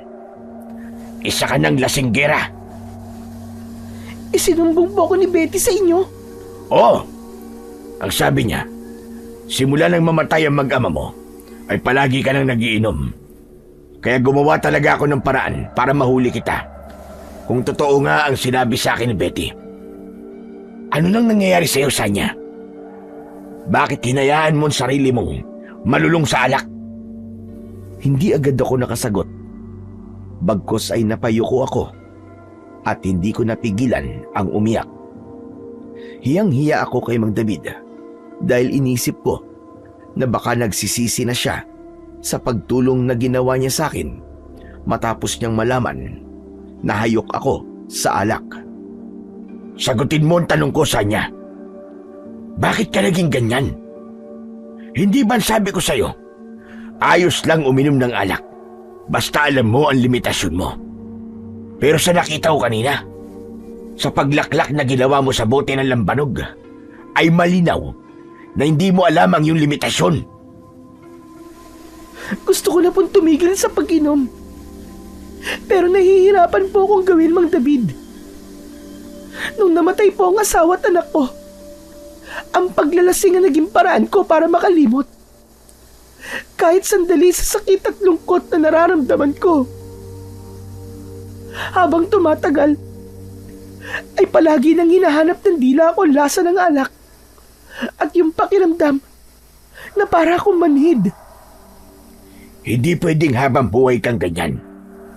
Ikaw din ang mahihirapan kapag hindi ka kumilos o gumawa ng paraan para maalis ang alak sa iyong sistema. Tutulungan kita at gusto ko ay tulungan mo rin ang sarili mo. Napamaang ako nang kunin ni Mang David ang isa pang itak na nasa kusina. Inabot niya yun sa akin at kahit hindi ko alam kung para sa yun, ay tinanggap ko pa rin ang itak. Ano pong gagawin ko sa itak? Simula ngayon, sasama ka na sa akin sa pagtugi sa aswang. Kailangan meron kang pagkakaabalan para malayo ang utak mo sa pag-inom ng alak. Hindi ka titigil sa pagsama sa akin hanggang sa tuluyan ka lang huminto sa iyong pag-inom. Pero Mang David, wala po akong alam sa pakikipaglaban sa mga aswang. Natatakot ka? Bakit wala ka bang tiwala sa akin? Sa tingin mo ba ay pababayaan kita? Pero ayoko pa rin po, Mang David. Pasensya na. Pero babae po ko at hindi ko po gawain ang makipaglaban sa aswang. Kung ano ang kayang gawin ng lalaki, ay kaya rin ng babae. Kailangan mo itong gawin para hindi nakapokus ang utak mo sa alak. Pasensya na, Sanya. Pero kung hindi ka papayag, ay mas makakabuti na umalis ka na sa pamamahay ko. Mang David, wala po ako mapupuntahan kung aalis po ako rito. Isa pa, mas gusto ko po dito sa bahay niyo dahil alam kong ligtas po ako rito. Kaya nga kung gusto mong manatili sa bahay ko, ay sundin mo ang gusto ko. Base sa kwento ni Betty sa akin, ay nahirapan siyang patigilin ka sa bisyo mo. Kaya naisipan kong mas maging mahigpit sa'yo. Huwag mong isipin na ginagawa ko to para parusahan ka. Parang anak na rin ang turing ko sa'yo, Sanya. Kaya wala akong ibang iniisip, kundi ang ikabubuti mo. Kaya magdesisyon ka na ngayon. Aalis ka sa bahay ko o mananatili ka rito at sasabahan mo ko sa pagtugi sa aswang.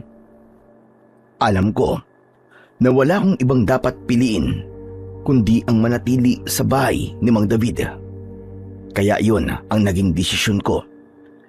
Kahit takot akong samahan si Mang David sa pagtugi sa aswang, ay mas gusto ko namang gawin yun kesa sa maging palaboy ulit ako na hindi alam kung saan magpapalipas ng gabi. Nang gabing yon ay sinamahan ko si Mang David sa pagroronda sa aming baryo. Nang hindi namin natagpuan ang aswang sa mismong baryo, ay sa gubat naman kami sunod na nagpunta.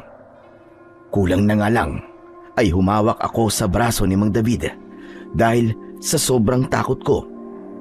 Pakiramdam ko kasi ng mga sandaling yon ay bigla na lamang susulpot ang aswang at aatakihin kami. Sa awa naman ng Diyos, ligtas kami nang natapos namin ang pagroronda. Madaling araw na nang nakauwi kami at agad kaming natulog para makapagpahinga.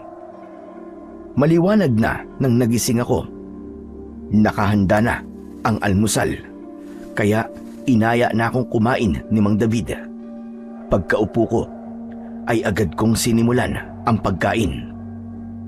Kumusta naman ang unang gabi mo sa pagsama sa akin, Hasanya? Yung totoo po, Mang David. Natakot po ako. Hindi po dahil wala po akong tiwala sa inyo. Pero inisip ko po kasi, nakabigla na lang po akong atakihin ng aswang gaya po nung gabi na nakita niyo po ako sa gubat. Bukod sa pagiging hayok mo pala sa alak, ayan din ang dapat na maalis sa'yo. Kailangan mawala ang takot mo sa aswang. Hindi ka magiging isang manunugis kung takot ka sa numero 1 mong kalaban. Ano po? Ako, Mang David? Magiging manunugis? Hindi po ba ang usapan lang natin ay sasamahan ko lang po kayo tuwing gabi? Wala naman po sa usapan natin na magiging manunugis po ako, di ba? Naisip ko kasi nasanayin ka para maging isa kang manunugis. Ikaw ang napili kong susunod na tagapagtanggol ng baryong ito laban sa mga aswang. Ano? Nagbibiro lang po kayo, di ba? Paano naman po ako magiging isang manunugis? Eh, kababae ko pong tao. May mangilan-ngilan na babaeng manunugis. Hindi nga lang sila masyadong kilala dahil mas marami ang lalaking manunugis.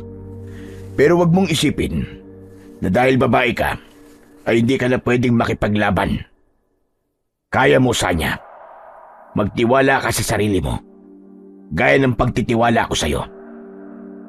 Hindi ko po alam, Mang David, kung papayag po ba ako sa sinasabi niyo sa akin. Ipapaalala ko lang sa'yo na pinatay ng aswang ang asawa at anak mo. Hindi ko sinasabi na dapat kang maging manunugis para magiganti. Alam kong alam mo ang pakiramdam ng mawalan ng mahal sa buhay nang dahil sa aswang. Alam mo kung gaano yung kasakit. Hahayaan mo bang maramdaman ng ibang tao ang sakit na nararamdaman mo ngayon? Natigilan ako sa sinabing yun ni Mang David. Napagtanto ko na tama siya. Napakasakit na mawalan ng mahal sa buhay, lalo na sa paraang hindi makatao. Masakit na makita ang mga taong mahal mo na walang buhay, puno ng sugat at halos maligo sa sarili nilang dugo. Matapos kong makapag-isip, ay matiim akong tumingin kay Mang David. Sige po. Pumapayag na po ako sa gusto niyo, Mang David. Payag na po ako. Nasanayin niyo po ako hanggang sa maging isa akong manunugis. Gagawin ko po ito para sa mag-ama ko. Baka ito na lang po talaga ang paraan para makausad po ako. Kapag siguro nagawa kong patayin ng aswang na pumatay sa asawa at anak ko, ay saka ko lang matatanggap ang pagkawala nila sa buhay ko. Natutuwa ako sa desisyon mong yan, Sanya. Ngayon pa lang ay sasabihin ko na sa'yo na hindi magiging madali ang pagdadaanan mo. Pero sigurado ako na darating ang panahon na pasasalamatan mo rin ako. At tandaan mo, papatayin mo ang aswang na pumatay sa asawa at anak mo, hindi para sa pagiganti, kundi para maibigay ang hustisyang nararapat para sa kanila at para hindi na rin madagdagan pa ang mga taong makakaranas ng sakit na pinagdadaanan mo ngayon? Ang totoo niyan ay hindi ako sigurado sa pagpayag ko na sanayin ako ni Mang David para maging isang manunugis. Unang-una ay isa akong babae. Hindi ako sigurado kung magtitiwala ba ang mga tao sa aking kakayahan. Pero gusto ko na rin na mawala ang pagkalulong ko sa alak. Naisip ko na baka kung magpo-focus ako sa pagsasanay at pagtugis sa aswang, ay tuluyan ng mawawala sa sistema ko ang pag-inom. Nang araw na yon, bilang kasama sa aking paghahanda para maging isang ganap na manunugis, ay kinailangan kong bitiwan ng pansamantala ang ilang bagay na alam kong magiging hadlang para sa aking pagsasanay. Nagpunta ako sa salon ni Betty at naabutan ko siyang nagwawalis ng nagkalat na buhok sa sahig. Humarap sa akin si Betty at pabiro siyang pumamewang. Ay, salamat naman at nandito ka na, friend. Akala ko hindi ka na papasok sa work eh. O ano, pwede bang ikaw na munang tumapos itong pagwawalis? Linisan ko pa kasi yung mga ginamit ko sa panggugupit kanina kay Aling Claring. Alam mo naman yun, di ba? Marami yung kuto. Aba, baka mahawa pa ang mga susunod kong gugupitan sa mga alaga sa ulo niya. Betty, sandali. Nagpunta ako rito hindi para magtrabaho. May kailangan kasi akong sabihin sa'yo. Wait lang. Teka. Tama ba naririnig ko? Hindi ka na magtatrabaho dito sa salon ko? Aba, why naman? Nahihirapan ka na ba sa work mo rito? Feeling mo ba inaalipin kita rito? Hindi naman sa ganun, Betty. Ang totoo nga niyan napakadali lang ng trabahong pinapagawa mo sa akin. Walang duda na napakaganda ng pagtrato mo sa akin. May isang bagay kasi ako na dapat kong pagtuunan ng pansin sa ngayon. Aba, ano na naman yan? Baka naman pagtutuunan mo lalo ng pansin ang pagiging lasinggera mo, ha? Nako, friend, magtigil ka. Huwag ka mag-alala, Betty. Kasi itong gagawin ko ay maaaring maging daan para tuluyan na akong huminto sa pag-inom ng alak. Ano ba kasi ang gagawin mo? Ang dami mo pang pasakalye, friend. Kung nakamamatay ang pagpapasuspense mo, kanina pa ako bumulagta rito. Ganito kasi, sasanayin ako ni Mang David sa pakikipaglaban sa aswang. Ang gusto niya ay akong sumunod sa yapak niya bilang isang manunugis dito sa baryo natin. Ano? Nakakatawa ka naman, friend. Ngayon ko lang na-discover na joker ka rin pala, ha? Ano ka ba, Betty? Seryoso ko. Si Mang David ang nakaisip nun para mapunta sa ibang bagay ang atensyon ko. At hindi yung nasa alak palagi ang utak ko. Isa pa, kailangan na rin niyang may sanayin para maging susunod na manunugis dito sa atin. Kasi kapag napatay niya na yung aswang, magiriretiro na siya sa pagiging manunugis. Matanda na kasi siya, friend. At hindi na siya kasing lakas nung araw. OMG! Seryoso ka nga, friend. Pero bakit ikaw pa ang pinili ni Mang David? Ipapaalala ko lang sa'yo na babae ka, friend, ha? Hindi ba? Para lang sa mga lalaki ang pakikipag-fight sa mga aswang? Ano ka, Amazona? Yan nga rin ang sinabi ko kay Mang David nung una Pero sinabi niya na kahit babae ako, ay kaya ko pa rin gawin ang ginagawa ng isang manunugis. Saka, baka ito na rin ang dahilan na hinahanap ko. Baka ito ang nakatadhana sa akin, kaya kailangan mawala na mag-ama ko. Kasi kung nandito sila, sigurado ako na hindi ako papayag sa alok ni Mang David. Okay, gets ko na kung bakit gusto mong maging manunugis. Pero friend, carry mo ba talaga yan? Remember, matagal na obligasyon yan. Nakita mo naman si Mang David, di ba? Ang sabi-sabi binata pa lang siya, nakikipaglaban na siya sa mga aswang. Tapos, kung kailan thunders na siya, ay saka lang siya makakapag-retire. Carry mo ba yun? Nang pumayag ako sa alok ni Mang David, ay pinag-isipan ko na rin ang tungkol dyan. Walang problema sa akin. kung hanggang sa pagtanda ko ay nakikipaglaban pa rin ako sa mga aswang. Ang importante sa akin ay maibigay ko ang hustisya na nararapat para sa asawa at anak ko. At para wala na rin kagaya ko ang mawawala ng mahal sa buhay nang dahil sa aswang. Ay nako, friend. Sa totoo lang, naluloka pa rin ako sa mga sinasabi mo sa akin ngayon. Hindi ko lubos maisip kahit sa panaginip na magiging manunugis ka. Ay Diyos ko, day. Pero friend, kung yan talaga ang bet mong gawin sa life mo, support na lang ako sa iyo. Basta mag-iingat ka palagi, friend, da. Hindi ka pwedeng ma-deads dahil sa mga aswang. Kasi kapag na-deads ka, mawawalan ako ng friend. Maraming salamat, Betty. Yun lang naman ang gusto kong marinig mula sa'yo. Napakalaking bagay na sa akin na alam kong suportado mo ko.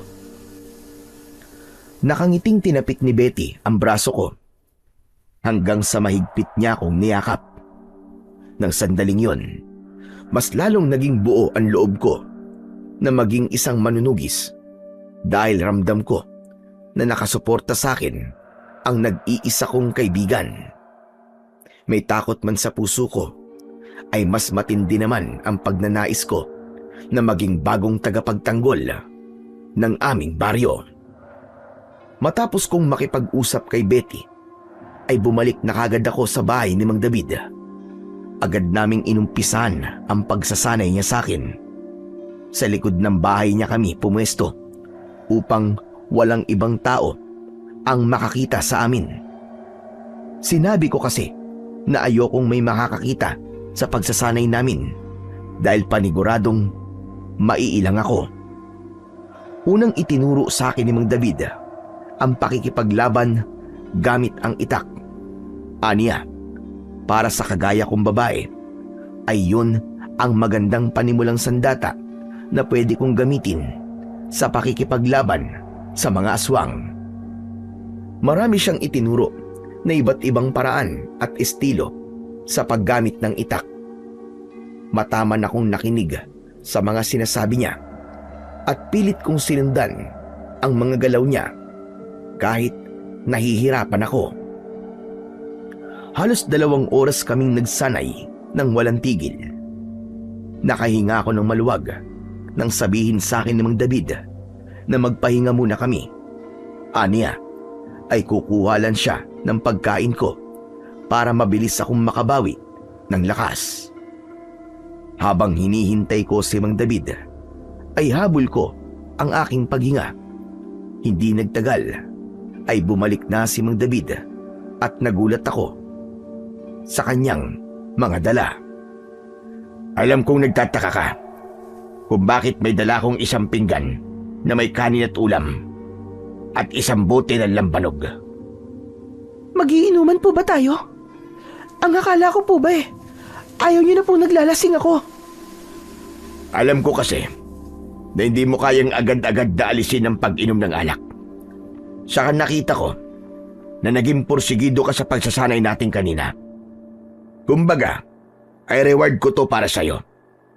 Pero isa lamang sa mga ito ang pwede mong piliin. Itong pagkain o itong alak. Mamili ka sa niya. Huwag ka mag-alala dahil kahit na anong piliin mo ay hindi kita huhusgan. Gaya ng sinabi ko, ay reward mo ito sa akin. At binibigyan kita ng kalayaan na piliin kung ano talaga ang gusto mong gantimpala. Napalunok ako nang tignan ko ang isang bote ng gin. Ang totoo ay mas gusto ko yun kesa sa lambanog na nakatago sa loob ng bahay ni Mang David. Matagal nang hindi nasasayaran ng gin ang aking dila at lalamunan. Hanggang sa nakapagdesisyon na ako, nahihiya kong itinuro ang bote ng gin. Yang alak po ang pipiliin ko. Sigurado ka na ba sa desisyon mo? Opo, sigurado na po ako. Eto, sa'yo na itong isang bote ng gin. Itong pagkain naman ang sakin. Pero tandaan mo, hindi ka na pwedeng kumain ng kahit na ano hanggang hapunan. Yang gin na lang ang ilalaman mo sa tiyan mo. Pero, Magugutom naman po ako noon. Alak ang pinili mo, di ba? Malay mo naman, mabusog ka sa alak. Bigla akong nagkaroon ng pagsisisi sa naging desisyon ko. Kung alam ko lang sana na hindi ako papayagan ni Mang David na kumain ng kahit na ano sa buong maghapon, ay yung kanin at ulam na lamang ang pinili ko. Pero wala na akong nagawa kundi ang panindigan ang desisyon ko. Kinuha ko mula kay Mang David ang isang bote ng gin at wala pang 5 minuto ay nagawa ko nang ubusin yon. Pagkatapos kumain ni Mang David ay nagpahinga lang kami ng sandali at muli naming itinuloy ang aming pagsasanay.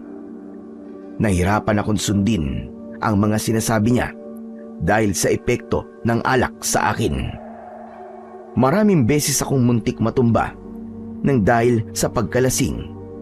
Kahit anong pilit kong mag-concentrate sa aming pagsasanay ay hindi ko nagawa dahil umiikot na ang aking paningin.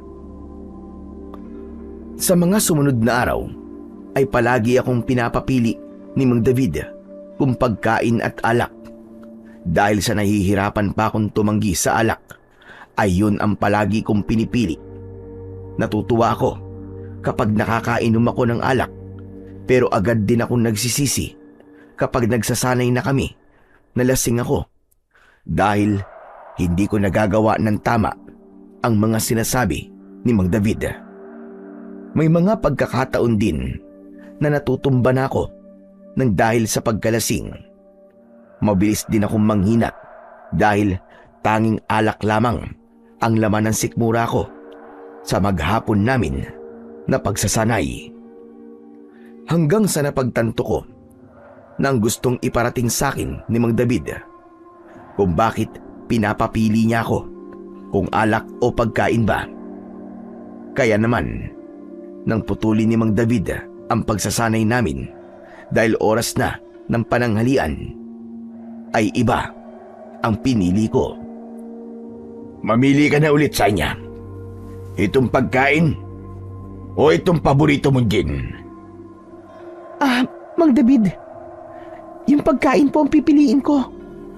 Aba, nakakagulat naman ang pinili mo. Pagkain. Alam ko na po kasi ang gusto niyo pong iparating sa akin. Kung palagi ko pong pipiliin ang alak, ay hindi po ako makakapag-focus sa pagsasanay natin. Sayang lang po ang oras na ginugugol natin sa pagsasanay kung lango po ako palagi sa alak, kasi wala po ako matututunan. Hindi po kasi gumagana na maayos ang utak at katawan ko kapag lasing ako.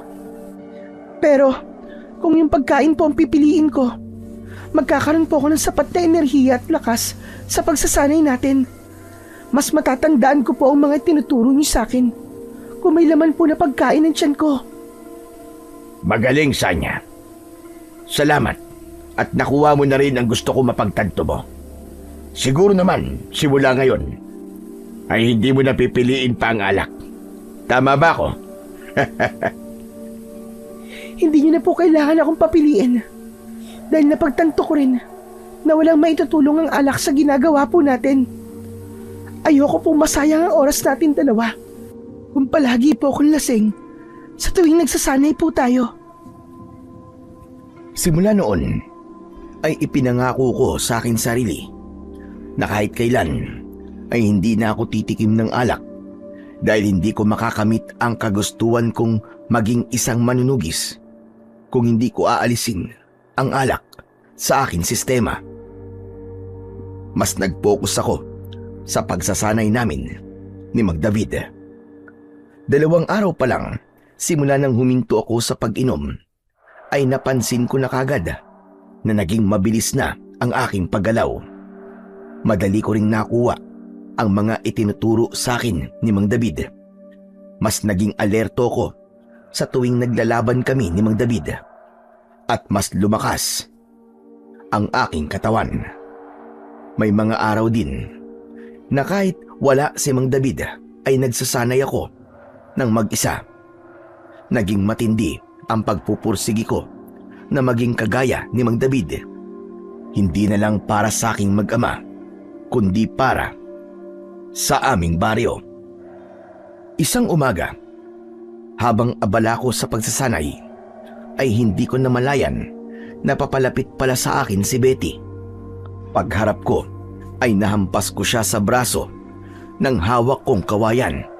Aray ko naman! Aray ko, friend! Ano ka ba? Bakit mo naman ako hinampas? Pambihira ka!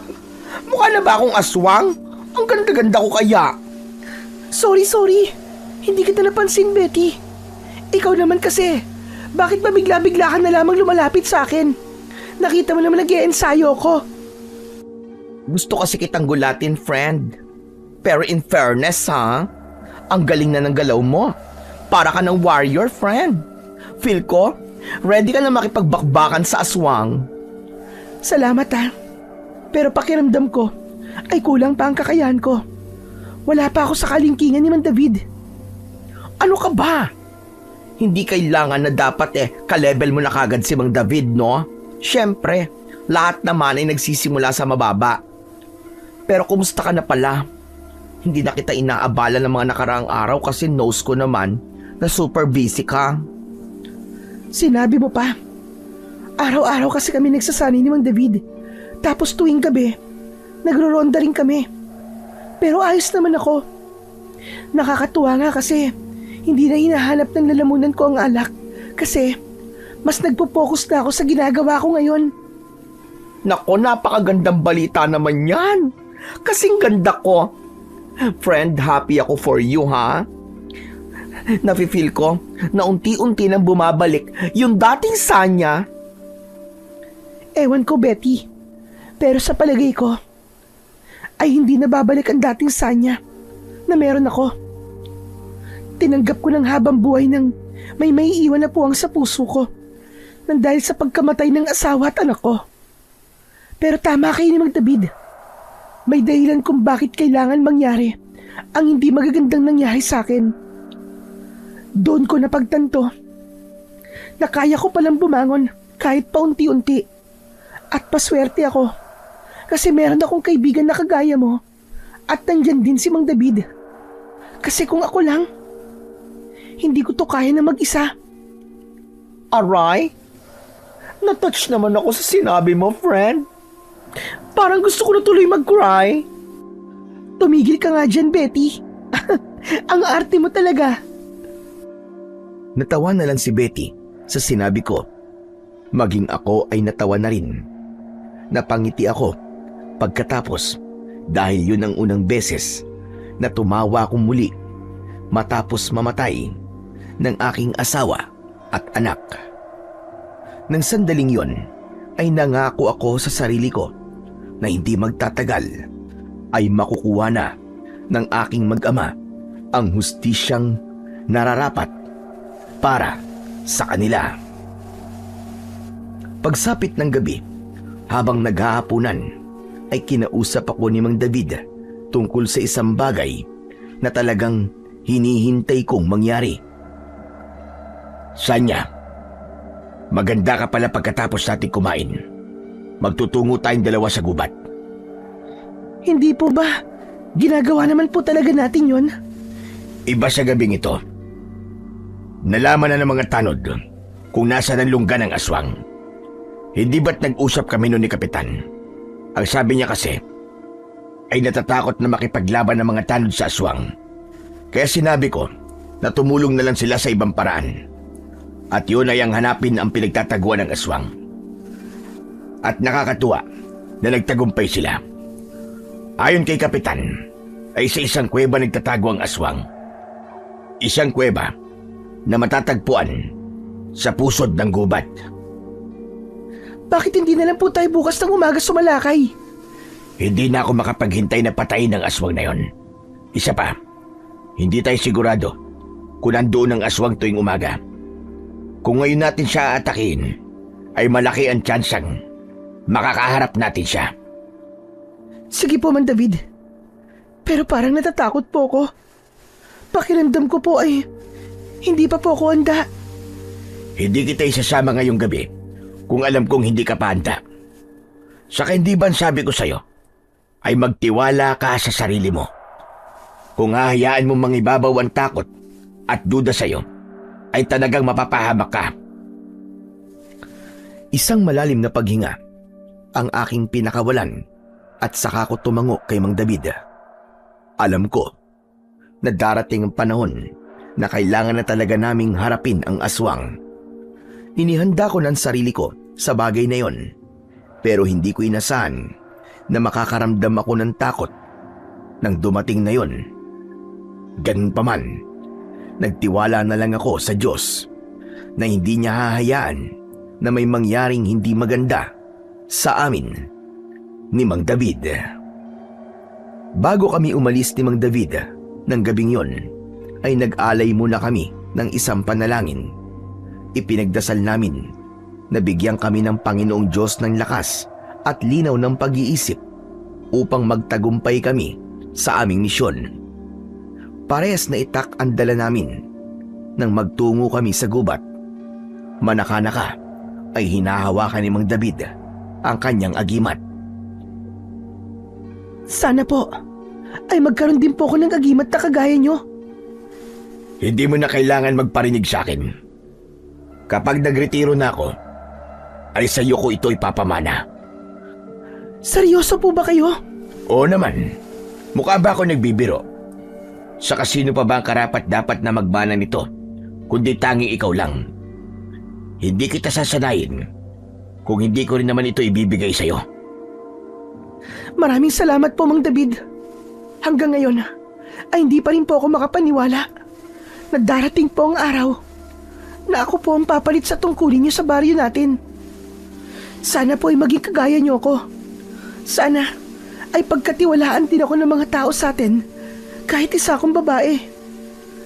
Bakit parang minamaliit mo pa rin ang sarili mo dahil babae ka?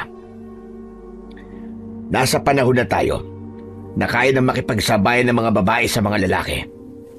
Pantay-pantay na ang lahat. Isa pa, nung nagsisimula pa lamang ako, ay marami ang nagduda sa akin, pero hindi ko sila pinansin. Bagkus, ipinakita ko sa kanilang lahat sa pamamagitan ng gawa na karapat-dapat ako sa tiwala at respeto nila. Ganun ang ginawa ko. At huwag mong iisipin na porke babae ka, ay mahina ka. Salamat po talaga, Mang David. Napakalaki po nang naitulong niyo sa akin. Kung hindi po siguro kayo bumalik dito, isa pa rin po akong lasinggera at palaboy hanggang ngayon. Kaya nga totoo na may dahilan ang lahat ng nangyayari sa buhay natin. Nagpatuloy kami ni Mang David sa paglalakad. Nang sabihin ni Mang David na malapit na kami sa kuwebang kinaroroonan ng aswang, ay mas lalo akong kinabahan. Pero inisip ko rin ang sinabi niya na hindi ako makakapag-isip ng maayos kung mangingibabaw ang kaba at takot sa akin. Maya-maya pa, narating na namin ang bukana ng kuweba at huminto si Mang David. Nararamdaman ko na nasa loob siya ng kuweba. Maganda ka. Palalabasin ko siya. Hintayin mo ko rito. Papasok po kayo na mag-isa sa kuweba? Oo, at aabangan mo ang aswang dito sa labas at atakihin mo siya. Tandaan mo, alisin mo ang lahat ng takot at kaba na meron ka. Hindi na hinintay ni Mang David na makasagot ako at matapang siyang pumasok sa loob ng kuweba. Ilang segundo pa lang ang lumilipas ay nilukob na kagad ako ng kaba, hindi para sa sarili ko kundi para kay Mang David. Tatagal na kasi niyang hindi nakikipaglaban sa aswang ay hindi ko na alam kung kaya pa rin ba niya yung gawin, lalo na't ilang beses niyang sinabi na matanda na siya at humihina na ang kanyang katawan. Maya-maya pa, nakarinig ako ng malalakas na yabag ng paa na papalabas ng kuweba. Doon ko na hinugot ang itak ko mula sa kaluban at inihanda ko ang aking sarili sa posibleng pakikipaglaban sa aswang. Para to sa asawa at anak ko. Nangangako ko na ngayong gabi. Makakamit niyo ang ustisya. Laking gulat ko nang lumabas si Mang David ng kuweba na duguan at hindi niya nadala ang kanyang itak. Nag-aalala ko siyang sinalubong. Nang nakalabas na siya sa kuweba, ay napaluhod siya at napahawak sa aking mga binti. Mang David, ano po nangyari sa inyo? Inatake ako ng aswang. Hindi ko akalain na mas malakas pa pala siya kumpara sa ibang aswang na nakalaban ko. Tara na po, umalis na po tayo rito. Hindi tayo alis. Haharapin mo siya, Sanya. Pero hindi ko po alam kung kaya ko siya. Kayo nga po na matagal ng manunugis ay nagawa niyang masugatan ng ganyan. Ako pa kaya? Biglang hinubad ni Mang David ang kanyang agimat. Binulungan niya yon at pagkatapos ay isinuot niya yon sa leeg ko. Naguguluhan akong tumingin sa kanya. Ano po ito? Bakit niyo po binibigay sa akin ang agimat niyo? Ipinasa ko na sa iyo ngayon ang pangangalaga niyan. Simula ngayon, ikaw na ang bagong magmamayari ng agimat ko. Magsasalita pa sana ako nang narinig namin ang malakas na pag-angil ng aswang mula sa loob ng kuweba. Nanlaki ang mga mata ko nang makita ko ang mabilis na pagtakbo ng aswang palapit sa amin. Naramdaman ko ang bagyang pag-init ng agimat na nakasabit sa akin leeg. Tila may kung anong napakalakas na enerhiya ang gumapang sa aking katawan. Unti-unti akong tumayo at hindi ko na hinintay na makalapit ang aswang at sinalubong ko na ang kanyang pag-atake. Susunggaban sana ako ng aswang pero mabilis akong yumuko. Dumaan ang aswang sa ibabaw ko at tila naging mabagal ang galaw niya sa aking paningin. Agad kong itinarak ang itak sa tiyan ng aswang. Malakas siyang umangil at nagpagulong-gulong siya sa lupa. Tumayo agad ang aswang. Nakabuka ang mga kamay niya na may matutulis na mga kuko. Nanlilisik ang mga mata niya habang nakatingin sa akin. Hindi ko inisip na mangyayari to.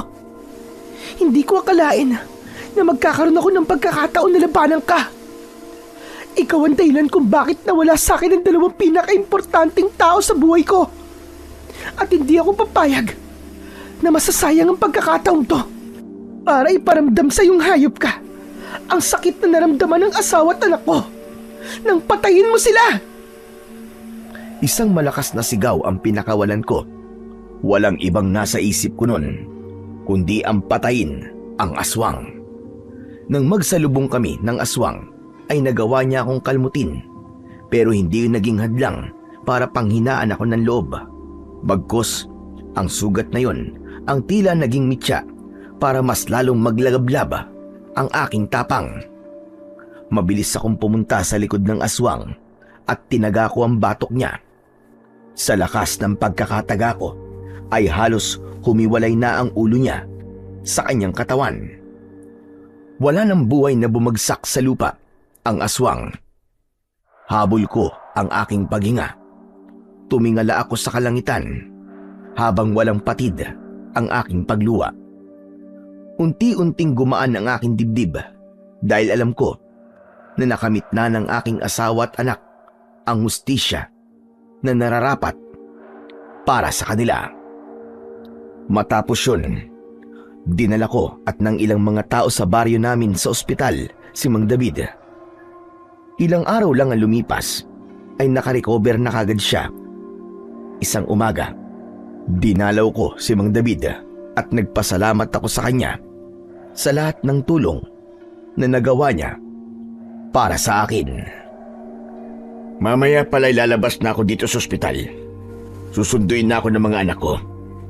Babalik na ako sa Maynila. Paano ba yan? Simula ngayon, ikaw na ang opisyal na manunugi sa ating baryo. Maraming salamat po. Salamat kasi hindi niyo po ako sinukuan. Salamat kasi inalis niyo ako sa pinakamadilim na bahagi ng buhay ko. Walang anuman, Sanya. Kilala kasi kita. Alam ko na mabuti ang iyong kalooban at karapat dapat kang tulungan. Basta'y pangako mo sa akin, ha, na huwag ka na ulit magpapakalango sa alak. Pwede ka namang uminom, pero minsan lang at pakonti-konti. Nako, kahit minsan at kaunti lang, ay hindi na po ako titikim ng alak. Natawa si Mang David sa sinabi ko na yon. Bilang pasasalamat ay mahigpit ko siyang niyakap. Malungkot ako na aalis na siya, pero masaya rin ako sa mga aral na iiwanan niya sa akin. At matapos ng lahat ng nangyari sa buhay ko, ay nalaman ko na ang pagbagsak ay hindi katapusan, kundi isang pagkakataon para bumangon at maging mas matatag. Sa kaibuturan ng aking puso ay alam ko na hindi ko pa rin lubusang nauunawaan kung bakit kailangang kunin kagad sa akin ng Diyos ang aking asawa at anak. May mga gabing nagtataka pa rin ako at nagtatanong, pero sigurado ko na ang pangyayaring yon ang siyang nagdala sa akin sa bago kong layunin at tungkulin sa buhay bilang bagong tagapagtanggol ng aming baryo mula sa banta ng kasamaan.